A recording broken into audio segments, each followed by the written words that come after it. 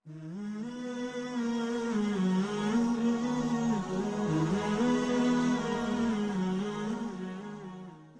کے حبیب صلی اللہ علیہ وسلم کی خدمت میں ایک شخص حاضر ہوا اور اس نے اذن جہاد طلب کیا. حضور میں جہاد پہ جانا چاہتا ہوں, مجھے اجازت مرحمت فرمائے.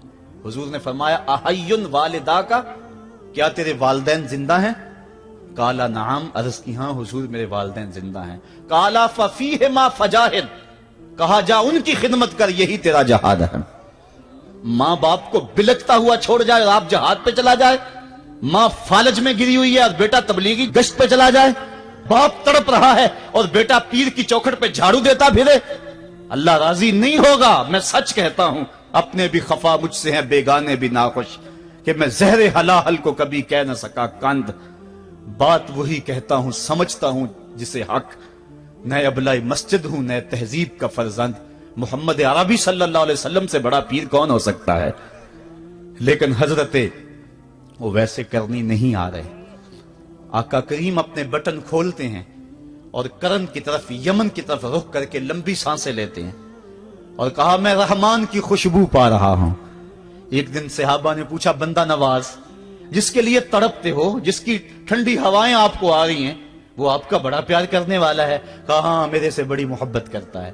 تو کہا پھر اتنی محبت کرتا ہے تو یمن تو دور نہیں ہے, بلال حبش سے آ گیا, سلمان فارس سے آ گیا, سہیب روم سے آ گیا, اور وہ یہاں یمن سے نہیں آ سکا. فرمایا اس کی بوڑھی اور نابینا ماں ہے جس کی خدمت اس کو نہیں آنے دیتی. اللہ اکبر. اب حضرت اویس کرنی نہیں آئے لیکن خیر التابعین کہلائے. آئے نہیں لیکن حضور ان کی یاد میں تڑپ رہے ہیں. اللہ, بلکہ حضور نے فرمایا کہ کوئی جائے اویس بن عامر کو ملے, اور جب ملے تو اس کو کہنا میری امت کی بخشش کی دعا کرے. جو ماں باپ کی خدمت کرتا ہے اس سے ثابت ہوا اس کی دعائیں قبول ہوتی ہیں. میں نے ایک روایت میں پڑھا ہے کہ جو آدمی روزانہ اپنے والدین کے لیے دعا کرے, والدین زندہ ہوں تب بھی, والدین فوت ہو گئے ہوں تب بھی, یہ عادت بنا لے, روزانہ ماں باپ کے لیے دعا کرے, ساری زندگی اس کے رزق میں بے برکتی نہیں آئے گی. اللہ اس کو رزق کی فراوانی عطا کر دے گا. اور جو والدین کے لیے دعا نہیں کرتا اللہ تعالیٰ کی رحمتوں سے محروم ہو جاتا ہے. حضرت ابو ہریرہ رضی اللہ تعالیٰ عنہ جب بھی ہاتھ اٹھاتے تھے تو یہ دعا کرتے تھے, اللہم اغفر لابی ہریرہ ولأمی ولمن استغفر لہما. اے اللہ ابو ہریرہ کو بخش دے, حضرت ابو ہریرہ کی ماں کو بخش دے, اور قیامت تک جو ہم دونوں کے لیے بخشش کی دعا کرے اس کو بھی بخش دے. حضرت امام محمد بن سیرین ایک بزرگ ہوئے تابعی, جب بھی دعا کرتے تھے یہ دعا ضرور کرتے تھے, اے اللہ ابو ہریرہ کی بخشش کر دے. کسی نے کہا کہ تمہیں ابو ہریرہ رضی اللہ تعالیٰ نے ان کی ماں سے بڑی ہمدردی ہے. کہا ان سے جو ہمدردی ہونی ہے وہ تو ہونی ہے. انہوں نے کہا ہوا ہے اللہ ابو ہریرہ اور ان کی ماں کو بخش دے, جو ان کے لیے دعا کرے اس کو بھی بخش دے. تو میں دعا کر کے اپنی بخشش پکی کر رہا ہوں. تو والدین کے لیے دعا کرنا اللہ کی رحمت کو دعوت دینا ہے. تو فرمایا کہ جاؤ اویس بن عامر کو جانا اور جا کے اس کو میری امت کے لیے دعا کا کہنا. حضرت سیدنا عمر فاروق حضرت علی المرتضیٰ گئے, جا کے ڈھونڈا تلاش کیا, اویس بن عامر ملے, حضور کا سلام کہا, بس پھوٹ پھوٹ کے رونے لگے. کہا بتاؤ میرے رسول کے لبوں پہ میرا نام کیسے آیا تھا, حضور میرا جب تذکرہ کرتے تھے کیسے کرتے تھے.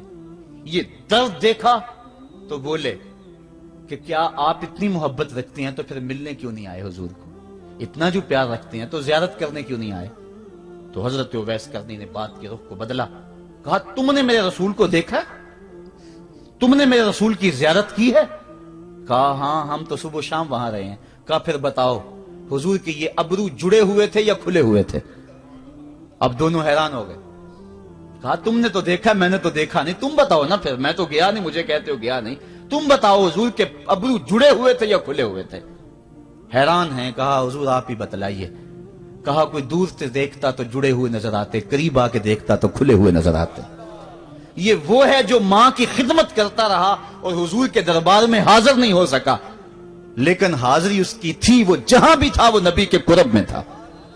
تو اس لیے ماں باپ کی خدمت اتنا بڑا وظیفہ ہے. حضرت بایزید بستامی کہتے ہیں میں نے حق معاف کروا لی اپنی ماں سے, کہ ماں تیرے حق ادا کروں یا اللہ کے حق ادا کروں, تو مجھے اپنے حق معاف کر دے, میں اللہ سے اپنے حق معاف کروا لیتا ہوں, اپنی اللہ کو راضی کر لیتا ہوں. جنگلوں میں گھومتے رہے, 12 साल बीत गए। एक दिन दोबारा आए, बुस्ताम की समत से गुजरे, ख्याल आया चलो माँ को सलाम कर जाऊं। तहज्जुद का वक्त था, रात का वक्त था। दरवाजे पे खड़े रह गए कि मेरी माँ सोई होगी, मैंने कभी कोई खिदमत नहीं की माँ की, तो अब उठा के तकलीफ क्यों दूं। सारी रात खड़े रहे। जब तहज्जुद का वक्त गुजरा तो नाली से पानी आया, समझ गए कि मेरी माँ तहज्जुद के लिए उठी है। दरवाजे के करीब हो गए तो माँ ने हाथ उठा लिए, कहा अल्लाह, मेरा बेटा बा यजीद तेरी तलब में निकला हुआ है, मैंने उसे अपने हक माफ कर दिए, तू उसको अपना विसाल अता कर दे। हजरत बा यजीद दरवाजा खटखटाने लगे और माँ के कदमों में लिपट गए और रो के कहने लगे, जिस रब को मैं जंगलों में तलाश करता हूं वो तो रब मेरी माँ के पास है। तो माँ की दुआओं में अल्लाह की रिजा है। माँ राजी हो जाए तो समझ लो खुदा राजी है। अल्लाह ताला जल्ला शानहू ने इरशाद फरमाया, वक़दा रब्बुका अल्ला ताबुदू इल्ला इय्याहु, तेरे रब ने यह तय कर दिया है कि उसके अलावा किसी की पूजा नहीं करोगे। व बिल वालिदैन इहसाना, और वालिदैन के साथ उसने सुलूक से पेश आओगे।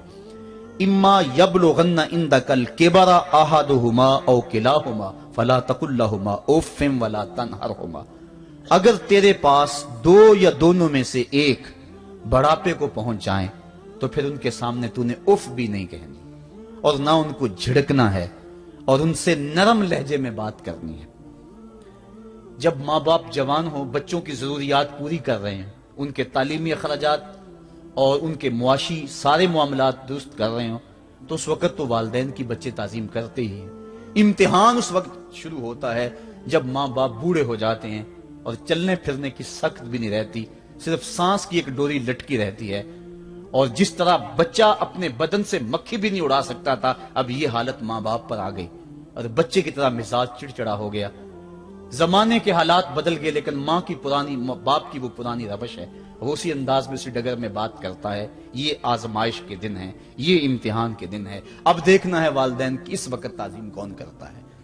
फरमाया, इम्मा यबलुगन्ना इंदकल किबरा, अगर तेरे पास वो बढ़ापे को पहुंच जाएं, दोनों पहुंच जाएं, या तेरी खुशकिस्मती कि दोनों में से एक पहुंच जाएं या दोनों पहुंच जाएं, तो फिर उनकी तूने ताजीम करनी है। क्या, कैसे ताजीम करनी है? फला तकुल लहुमा उफ़्फ़िन, तूने उनको उफ भी नहीं कहना। हजरत इमाम फखरुद्दीन राजी के हवाले से मैं आज ही सुबह या गुज़श्ता शब उफ की तशरीहात देख रहा था। उन्होंने 12-13 अकवाल बयान किए हैं, लेकिन 2 कौल फरमाते हैं। उफ ये है कि इंसान के बदन के ऊपर जो शफाफ रहता हो, साफ रहता हो, मट्टी पड़ जाए, रेत का जर्रा पड़ जाए, तो उसको फूंक मार के उसको हटाता है, तो वो फूंक से जो आवाज पैदा होती है उसको अरबी में उफ कहते हैं। तो फिर उफ हर उस चीज के लिए मनकूल हो गया जो नापसंदीदा है। एक तो कौल ये है कि वालिदैन के सामने इस एहतियात से रहो। दूसरी बात, आप फरमाते हैं उफ का मफहूम यह है कि जब माँ बाप बूढ़े हो जाएं तो बोलो बरास चारपाई पे निकल जाता है और इंसान उनको उठा के उनकी खिदमत करता है, सफाई करता है, कपड़े बदलता है। इंसान की तबीयत में जो फितरी नफासत है उसके तहत उसको माँ बाप से जो मकरूह और नापसंदीदा बू आती है उससे वो बचना चाहता है। वो नफरत माँ बाप से नहीं होती, वो नफरत उस बदबू से होती है जो माँ बाप के बदन से या चारपाई से या कपड़ों से उठ रही है। तो बंदा अपने जो है वो नाक पे कपड़ा रख लेता है उस बदबू से बचने के लिए। तो उफ के मफहूम को बयान करते हुए हजरत इमाम राजी कहते हैं कि इंसान को इस बात से भी रोका गया है कि तू अपने नाक पे कपड़ा रख के अगर उनको सफाई कर रहा होगा तो माँ बाप के नाजुक दिल पे कहीं ये बोझ ना आ जाए कि मेरा बेटा मुझसे नफरत कर रहा है। इसलिए वालिदैन की ताजीम का आलम यह है कि तू खुले नाक से उनकी खिदमत करे और वो बदबू सहता रहे और अपने नाक के ऊपर कपड़ा भी न रखे कि तेरे माँ और तेरे बाप के दिल के अंदर इतना खलाल और मलाल भी पैदा ना हो। यह है उफ का जुमरा। हजरत इमाम हसन रदी अल्लाह तआला अन्हु ने सारी जिंदगी अपनी वालिदा हजरत फातिमा तो ज़हरा के साथ बैठ के खाना नहीं खाया था। एक दिन हजरत सैयदा फातिमा ने फरमाया कि बेटा मेरा जी चाहता है कि मेरे साथ तुम बैठ के खाना खाओ, लेकिन तुमने कभी भी मेरे साथ बैठ के खाना नहीं खाया, क्या वजह है इसकी?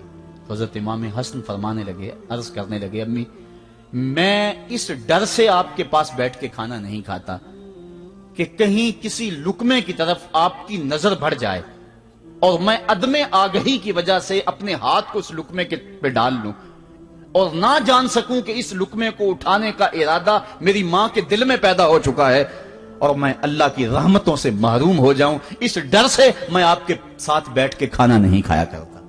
یعنی ماں باپ کی تعظیم کا عالم یہ ہے، اف تک نہ